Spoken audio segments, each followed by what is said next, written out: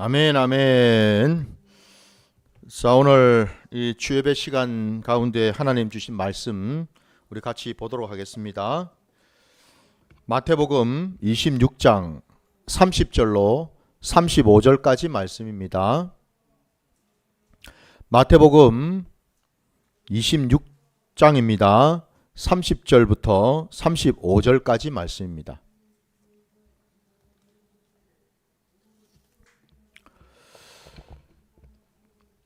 다 찾으신 줄 알고 말씀 봉독하겠습니다. 함께 봐주시기 바랍니다. 이에 그들이 찬미하고 감람산으로 나아가니라. 그때 예수께서 제자들에게 이르시되 오늘 밤에 너희가 다 나를 버리리라. 기록된 바 내가 목자를 치리니 양의 떼가 흩어지리라 하였느니라. 그러나 내가 살아난 후에 너희보다 먼저 갈릴리로 가리라. 베드로가 대답하여 이르되 모두 주를 버릴지라도 나는 결코 버리지 않겠나이다.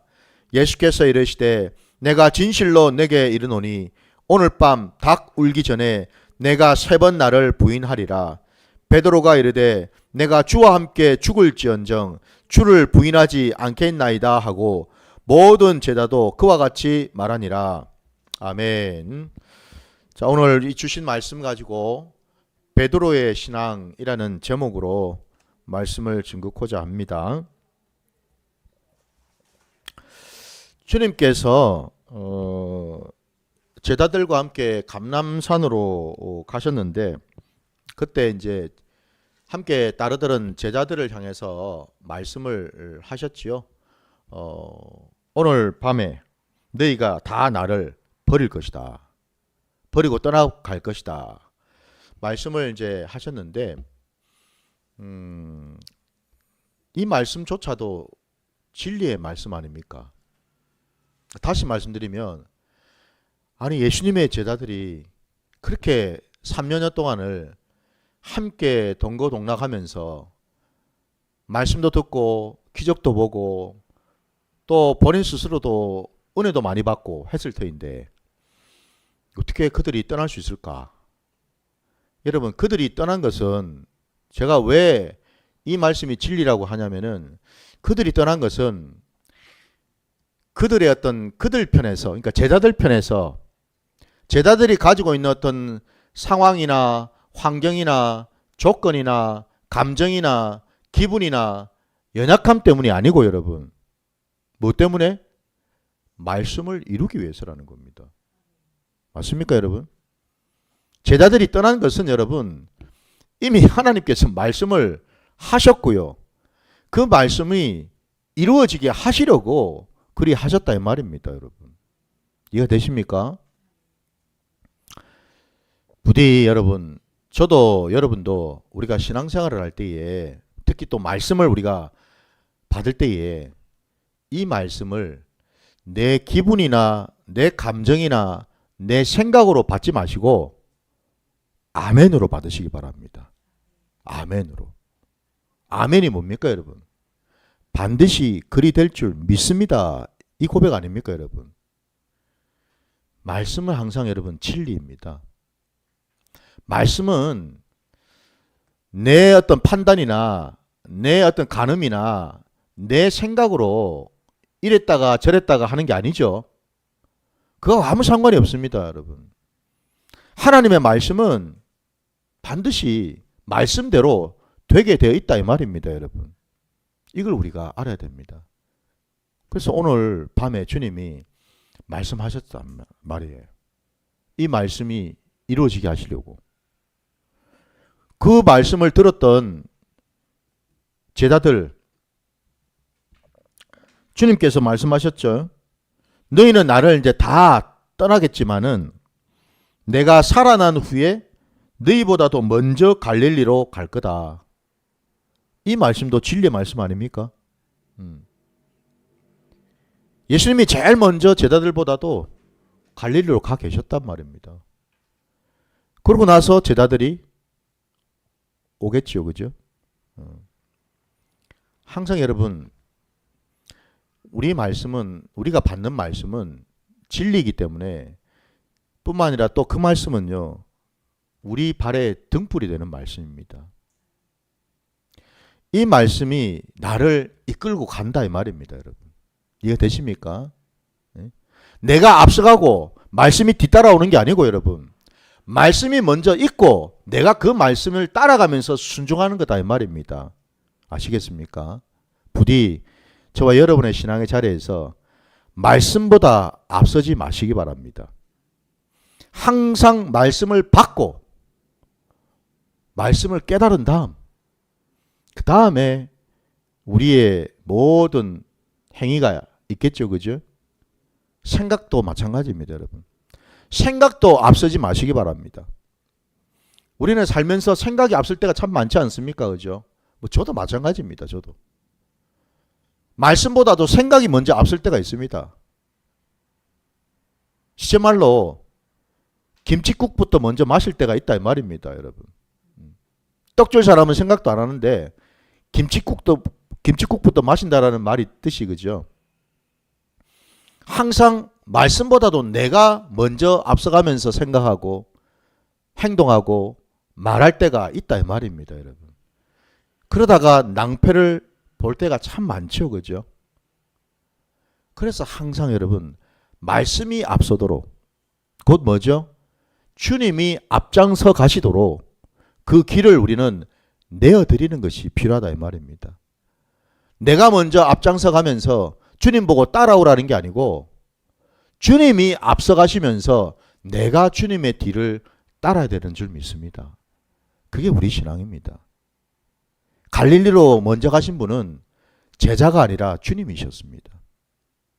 주님께서 먼저 가셔서 그 제자들, 배신하고 다 떠났던 그 제자들을 기다리셨고, 주님께서 먼저 그들에게 손을 내미셨고, 주님께서 먼저 그들을 받아주셨고, 주님께서 먼저 그들을 사랑하셨고, 주님께서 먼저 그들에게 사명을 주신 것 아닙니까, 여러분? 항상 주님이 먼저입니다. 이거를 여러분 놓치지 마시기 바랍니다. 자, 베드로가 말이죠. 주님이 하시는 이 말씀을 온전히 깨달지 못했습니다. 주님은 혈기도 많았을 뿐만 아니라 욕심도 많았고, 그리고 자기 나름대로는 자기 공명심과 의여심도 굉장히 투철했던 그런 자였습니다. 오늘 본문에 말씀하고 있지 않습니까? 33절 베드로가 이르되 모두 주를 버릴지라도 나는 결코 버리지 않겠습니다. 마치 베드로가 그죠? 함께하고 있는 다른 제자들도 있었는데 그들 들으라고 보란 듯이 얘기하지 않습니까? 그죠? 주님 보세요. 저를 비롯해서 여기 주님의 제자들 여럿 많이 있는데 이 자들은 다 떠날지 몰라도 내만큼은 절대 주님 떠나지 않겠습니다. 자기를 지금 높이고 있죠. 자기를 지금 돋보이게 하고 있지 않습니까? 그죠? 이만큼 베드로는 자기 의가 강하고 자기 공명심이 강한 자였다라는 것을 우리가 알 수가 있어요, 여러분. 이게 베드로의 모습입니다, 여러분. 주님이 그러한 베드로를 보시면서 또 말씀하셨지요. 내가 진실로 내게 이르노니 오늘 밤 닭 울기 전에 내가 3번 나를 부인하리라 말씀하셔요. 닭 울기 전에 한 번도 아니고 3번, 그죠? 3번을 부인한다라는 말은 이게 뭘 말하겠습니까? 한마디로 베드로의 미천이 다 떨어지는, 베드로의 신앙이 완전히 그냥 바닥을 치는 데까지 갈 거다 이런 뜻입니다, 여러분. 여러분 우리는 우리 신앙에서 그런 적이 없을까요?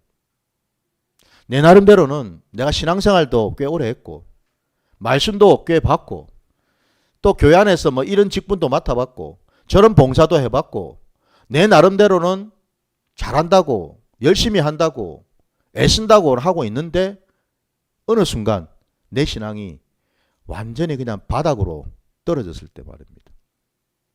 하나님이 계시는가? 아니 이런 상황 속에서 지금 하나님이 계시나?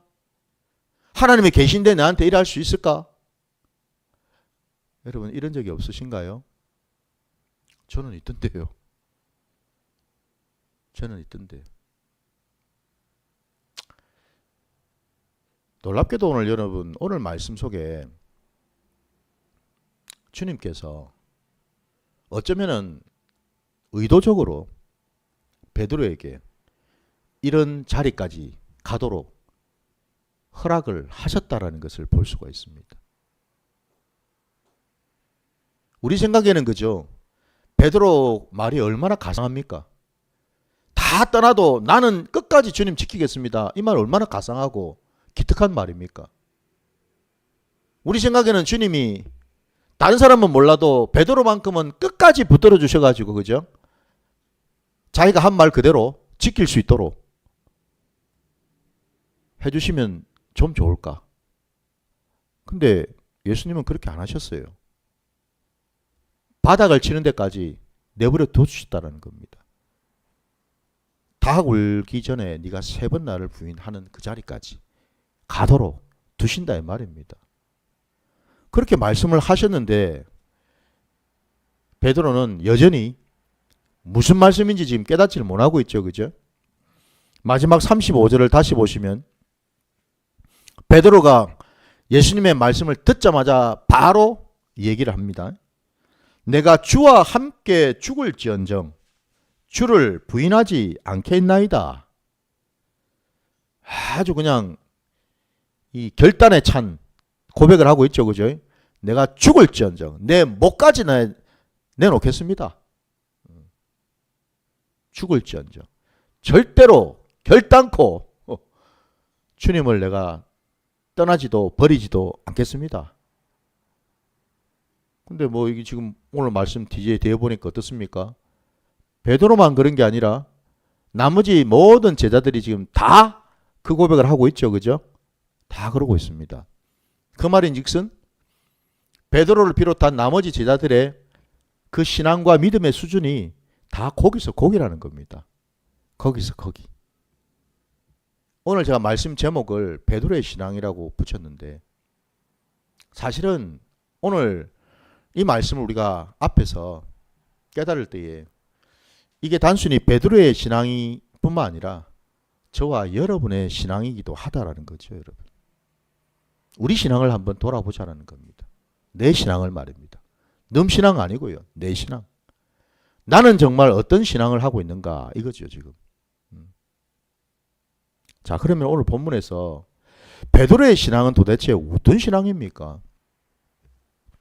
그것을 우리가 알기 위해서 여러분 먼저 우리 마가복음 14장으로 한번 가봅시다. 조금 더 우리가 적나라하게 깨닫기 위해서입니다. 마가복음 14장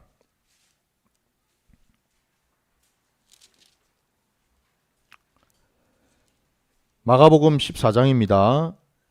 66절부터 72절까지 한번 볼게요. 마가복음 14장으로 가셔서 66절부터 72절까지입니다.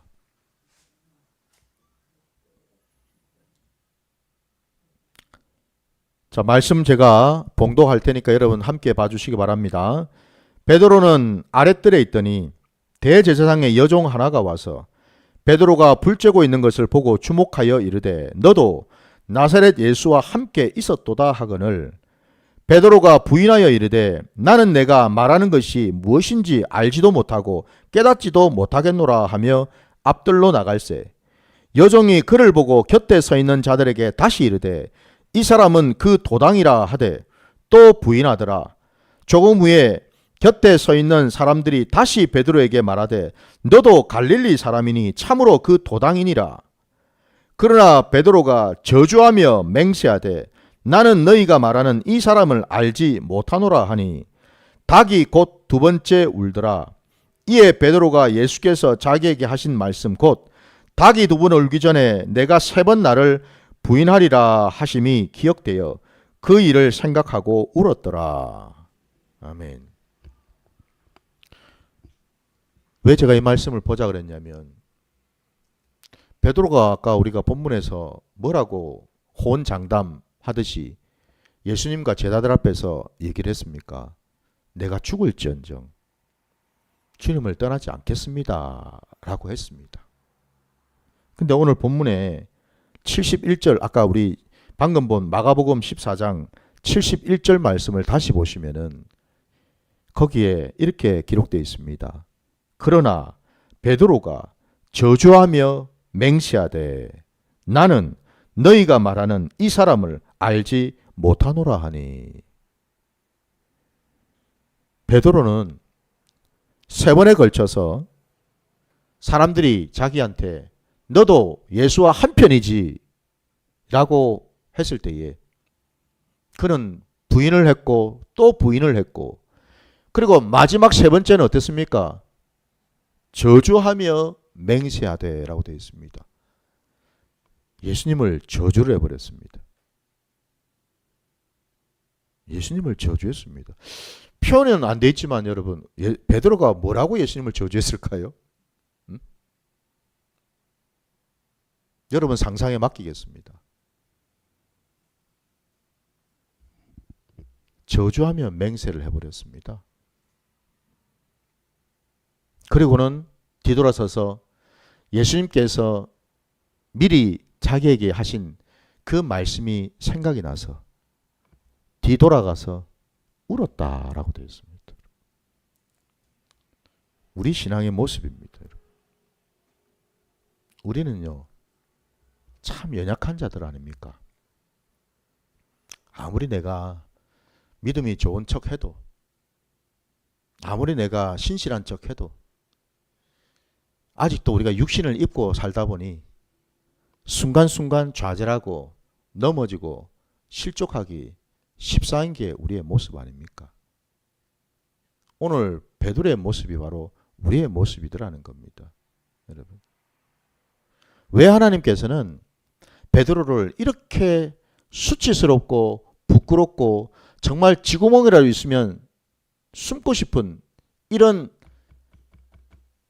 참 밑바닥까지 떨어지도록 두셨을까요?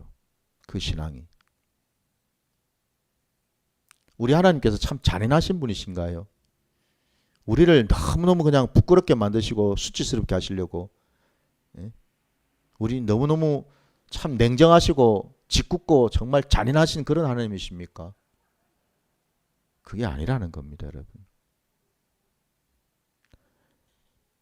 하나님의 허용하심은요, 다르게 표현하자면 하나님께서 우리를 만지시고 고치시는 과정의 일환이라는 것입니다, 여러분. 베드로에게 이 혹독한 시간을 허락하셨습니다. 왜? 베드로는 예수님과 3년 가까이를 따라다녔지만은 여전히 그 안에 있는 성정이 전혀 달라진 게 없었습니다. 여전히 고집세고, 여전히 혈기 많고, 여전히 자기 공명심과 자기 의가 충만했던 그런 자가 바로 베드로라는 겁니다, 여러분. 처음 예수를 만났을 때부터 오늘 본문에 예수님이 이제 곧 잡히시는 그날까지 베드로는 달라진 게 없었어요. 그 안에 성품이 안 바뀌었다라는 겁니다. 여러분, 단도직입적으로 저에게도 여러분에게도 한번 제가 여쭤볼게요. 여러분은 그동안 신앙생활을 얼마 동안 하셨어요? 처음 내가 예수를 만난 그때부터 한번 계산을 한번 해보십시오. 내가 몇 년 동안 지금 신앙생활을 했는지. 그리고 그 신앙의 연수만큼 여러분들은 얼마만큼 변하셨는지, 얼마만큼 바뀌셨는지, 여러분의 성정, 여러분의 인격, 여러분의 성품, 여러분의 가치관 얼마만큼 변하셨습니까? 사람은 여러분, 예수의 그 십자가를 통과하지 않으면 안 바뀝니다, 여러분. 죄송한 얘기지만. 아무리 내가 교회를 열심히 다니고, 아무리 내가 교회와에서 이런 봉사 저런 봉사하고 이 직분 저 직분 맡아도 십자가를 통과하지 않으면은 안 바뀝니다. 이게 진리입니다, 여러분. 예수 그리스도와 함께 십자가에서 내가 죽을 때에, 내 옛사람이 죽을 때에 비로소 바뀝니다. 그전에는 안 바뀝니다, 여러분. 주님이 우리에게 원하시는 것은 조금 껍데기, 겉으로 드러나는 것 조금 변하는 그 정도 리모델링하는 수준이 아니라 우리를 완전히 무너뜨리고 갈아엎고서 새롭게 세우시는 것. 이게 주님이 우리에게 찾아오신 목적인 줄 믿습니다. 바로 이겁니다. 이거 여러분. 리모델링이 무슨 말씀인지 아시잖아요, 여러분들. 문짝 좀 고치고 창틀 좀 고치고 이 정도 수준이 아니라는 겁니다. 집을 그냥 다 허무는 겁니다, 여러분. 허물고 다시 그 위에 새 집을 짓는 것. 이게 여러분 우리 기독교 신앙이거든요. 바로 그 점에서 우리는 참 안 바뀝니다, 여러분. 우리가 그렇게 바뀔 것 같으면은 주님이 굳이 오실 이유도 없었고 또 오셔서 굳이 그 험한 십자가를 지실 이유가 없었겠죠, 그죠? 안 바뀌는 거거든요, 우리는. 그거를 오늘 본문에서 여러분 베드로의 신앙을 보면서 우리에게 보여주신다라는 겁니다. 베드로는 그렇게 오랫동안 제자들도 마찬가지지만 주님 따라다니면서 많은 것을 경험했고 많은 기적을 보았고 본인 스스로도 많은 또 기적을 행하지도 않았습니까? 그죠? 예수님께서 제자들을 둘씩 짝지어서 동네로 파송하시면서 귀신도 쫓아내고 병도 고칠 수 있는 능력까지 다 주셨잖아요. 그들이 가서 다 했지 않습니까? 그 말의 뜻은 뭐예요? 그들도 하나님 주신 은사를 가지고 이런 일도 해보고 저런 일도 해보고 다 해봤다 이 말입니다, 여러분. 근데 중요한 거는 마지막으로 이 예수님이 십자가를 지시기 직전에 평가할 수 있는 지점은 뭔가? 그래도 안 변하더라 이겁니다, 여러분. 그래도 안 변하더라. 그래서 저도 여러분도 제가 여쭈는 거예요. 얼마나 변하셨는지를. 저도 그 질문 앞에 돌아보니 참 미치고 환장할 노릇입니다.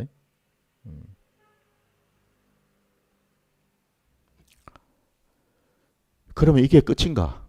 여러분, 베드로의 신앙은 이게 단가? 이렇게 수치스럽고 부끄러운 이런 신앙으로 그냥 끝내는 건가? 아니지요. 이게 아니라는 겁니다, 여러분. 베드로의 신앙을 우리에게 보여주시는 까닭은 우리로 하여금 부끄럽게 만드시고 수치스럽게 만드시려고 하는데 목적이 있는 것이 아니라 우리를 새롭게 하시려고, 우리를 온전케 하시려고요. 베드로는 비로소 자기의 실체를 보지 않았습니까? 주님을 저주하면서 맹세하기까지 하면서 3번씩이나 부인하는 그 모습 속에서 베드로는 비로소 알았습니다. 뭐를요? 자기 주제를요. 주제 파악을 비로소 하게 되었다 이 말입니다.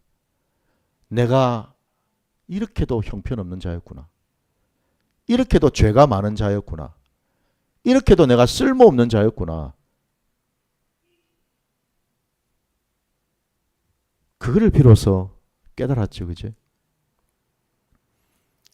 때로 여러분 우리의 인생의 자리에서도 하나님께서 믿는 자들에게 때로는 바닥을 치게 하는 그런 일들을 하게 하실 때가 있더라는 겁니다. 왜? 그래야지 나를 알 수가 있잖아요.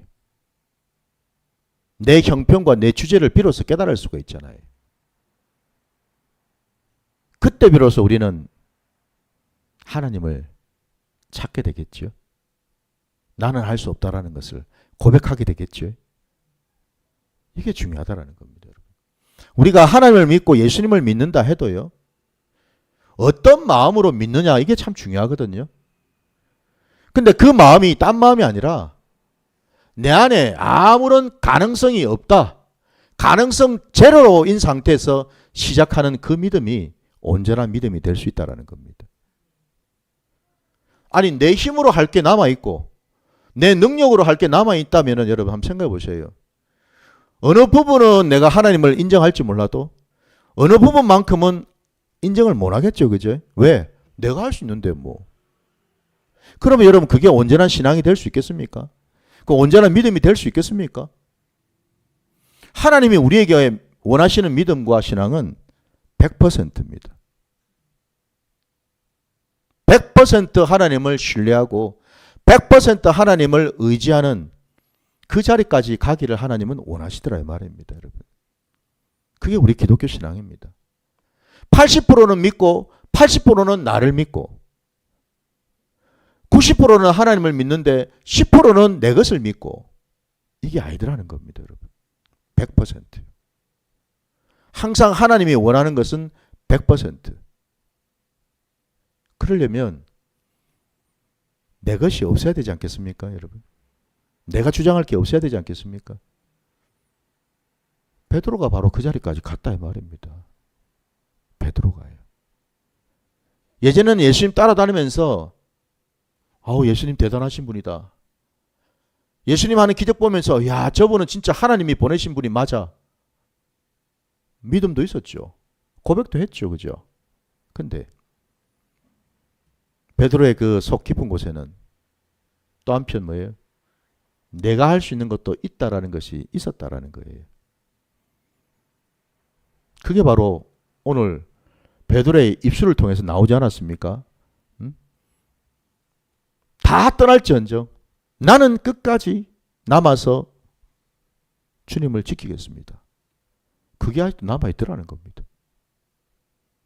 하나님은 그것까지도 다 빼버리시기를 원하셨다라는 거죠. 왜? 그게 하나님을 믿고 하나님과 함께 하는데 방해가 되기 때문에. 그게 바로 죄라는 거거든요, 여러분. 그게 죄입니다, 여러분. 100% 하나님을 의지하지 못하는 것, 그게 바로 죄라는 겁니다. 뒤집어서 내가 내 힘으로, 내 의로, 내 열심으로, 내 노력으로, 내 공로로 뭐를 할 수 있다고 하는 이 자체가 죄라는 거죠. 여러분, 죄를 멀리 있는 것처럼 생각하지 마십시오. 아유, 목사님, 나는 도둑질 한 적 없는데요. 나는 간음한 적 없는데요. 그것만 죄가 아니고, 여러분. 말씀대로 순종하지 않는 게 죄지요.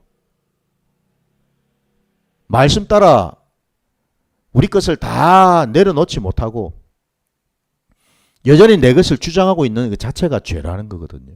여러분. 그래서 여러분 우리 믿는 자들에게는 이 죄 문제에 대해서 굉장히 민감해야 됩니다. 여러분. 굉장히 이게 포괄적입니다. 여러분. 세상 사람들 눈에는 실정법을 어기지만 않으면은 죄인이 아니잖아요. 그죠? 자기는. 내가 현장에서 도둑질 안 하면 나는 죄인이 아니에요. 마음으로는 내가 열심히 저거 내가 갖고 싶어. 내가 저거 가졌으면 좋겠어. 저 훔쳐갔으면 좋겠어. 아무리 마음으로 생각해도 그죠? 실제로 내가 손을 뻗어서 훔치지만 않으면 나는 죄인이 아닌 거예요. 이게 세상의 법 아닙니까? 근데 우리 하나님의 법은 어떻습니까? 마음으로 도둑질하고 마음으로 간음한 것도 죄라고 말씀하지 않습니까, 여러분? 그만큼 우리 기독교 신앙은 죄의 범위가 더 넓습니다. 더 깊습니다, 여러분. 그럼 우리가 알아야죠, 여러분. 우리는 세상 사람들과 같을 수가 없어요.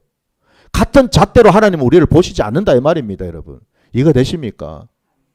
적어도 저와 여러분이 하나님의 자녀라면은 하나님의 잣대에 우리가 맞춰줘야죠. 하나님은 말씀하십니다. 내 말에 순종하지 않는 것도 죄라고요. 분명히 사무엘서도 말씀하지 않았습니까? 그죠? 말씀에 순종하지 않는 것이 사수를 섬기는 그 우상을 섬기는 죄와 같다고 말씀하지 않습니까? 꼭 여러분 돌 앞에서 나무 앞에서 머리를 조아려야만 그게 우상 숭배겠습니까? 아니라는 겁니다. 순종하지 않는 것도 우상을 섬기는 것 같은 죄라고 말씀하시는 거죠. 그러니 하나님께서 우리에게 말씀하시는 그 죄의 범위와 그 죄의 영역이라는 것이 더 넓고 크다라는 것을 우리가 알아야 되겠죠. 베드로는 사실은 그의 신앙 안에 3년 동안 예수님을 쫓아다녔지만 그 속에는 죄를 품고 있었다 이 말입니다. 왜? 자기 의라는 죄를 짓고 있었잖아요. 자기 열심이라는 죄를 짓고 있었잖아요. 자기 공로라는 죄를 짓고 있었지 않았습니까? 근데 사람들이 그거를 모릅니다. 이게 죄인지를 모르고 살고 있습니다. 근데 분명히 오늘 베드로의 모습 속에서 하나님은 우리에게 보여주십니다. 그게 죄니라 라고 말이죠. 말씀하고 계셔요. 하나님은 베드로 안에 있는 그 죄성을 보여주셨습니다. 그리고 그것을 완전히 걷어내기를 원하셨어요. 바로 우리 예수님께서 십자가를 지심으로 베드로 안에 있는 그 죄성을 걷어내셨죠. 약속대로 마가의 다락방에 주님께서 성령을 보내주셨을 때에 베드로가 그 성령을 받지 않았습니까? 그리고 그는 완전히 변화가 되었습니다. 바뀌었습니다, 여러분. 예전에 그 베드로가 아니죠, 여러분. 더 이상. 자기 공로와 자기 열심과 자기 의를 쫓아 신앙생활한 자가 아니라 어떤 자로? 철저하게 성령의 도움을 받는 자로, 성령의 이끌림 받는 자로, 성령을 의지하는 자로 바뀌었다라는 겁니다, 여러분. 하나님은 이렇게 우리 신앙을 바꾸기를 원하신다라는 거죠. 부디 저도 여러분도 베드로의 이 신앙을 보면서 내 모습이구나. 이게 내 신앙이었구나. 내 안에도 이런 죄가 있었구나. 이게 깨달아져야 될 줄 믿습니다.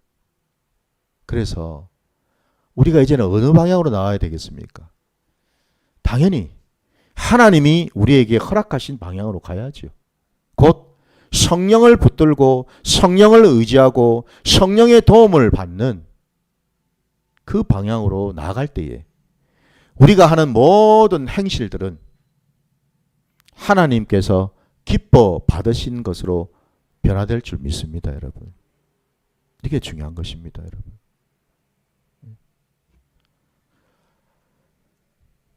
내 열심으로 아무리 교회를 섬긴다 하더라도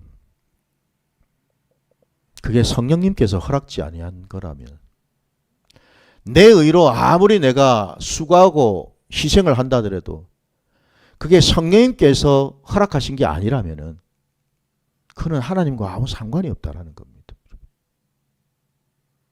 그래서 성령을 우리가 깨닫는 것이 중요하다라는 겁니다.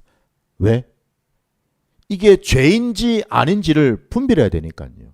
너무나 중차대한 문제 아닙니까, 여러분? 우리가 예수를 믿고 살아간다 하면서도 죄가 죄인지도 모르고 왜 살겠습니까, 여러분? 죄인지를 알아야 될 거 아닙니까, 그죠? 바로 그 점에서 오늘 이 베드로가 어쩌면은 우리의 반면 교사가 되어서, 그죠?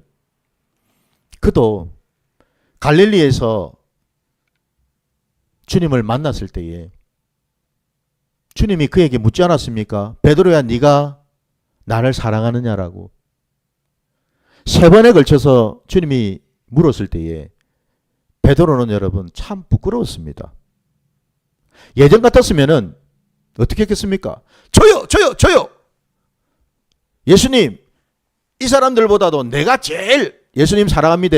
기억해 주이소요. 이래 하지 않았겠습니까? 근데 그 베드로가 어떻게 하던가요? 어찌할 바를 몰랐습니다. 예수님의 눈도 제대로 쳐다보지를 못했습니다. 예수님, 저는 예수님을 사랑하는데 예수님께서 더 잘 아십니다라고 고백하지 않습니까? 그죠? 예수님께 돌려드렸습니다. 예수님께서 판단해 주십시오. 예수님께서 저를 잘 아십니다. 라고 고백하지 않습니까? 예전에는요, 내가 더 잘합니다. 나니까. 예수님보다도 내가 더 잘합니다. 나를. 이러지 않았습니까? 그죠? 근데 베드로는 이제 바뀌었습니다. 나보다도 예수님이 나를 더 잘 아십니다. 그러니 예수님 뜻대로 하십시오. 라고 고백한 거죠. 저도 여러분도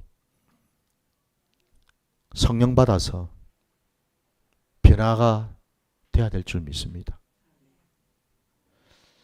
여러분, 저도 여러분도 우리가 지금 부산 큰기쁨 교회를 섬기고 있습니다.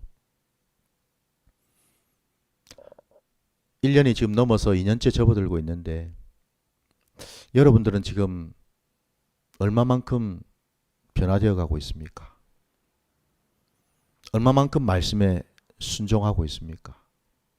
얼마만큼 내가 이전보다 조금 더 나아진 모습으로 성숙해져 가고 있습니까? 이 부활주일에 바로 그것을 돌아봐야 될 줄 믿습니다. 부디 성령을 더 사모하시고 구하셔서 내 힘으로는 할 수 없다라는 것을 이제는 깨달아서 성령님만이 나를 아시고 성령님만이 나를 고치시고 변화시킬 수 있다고 고백하시는 저와 여러분 되시기를 주님의 이름으로 축원합니다. 자, 오늘 여기까지 말씀드리고 우리 말씀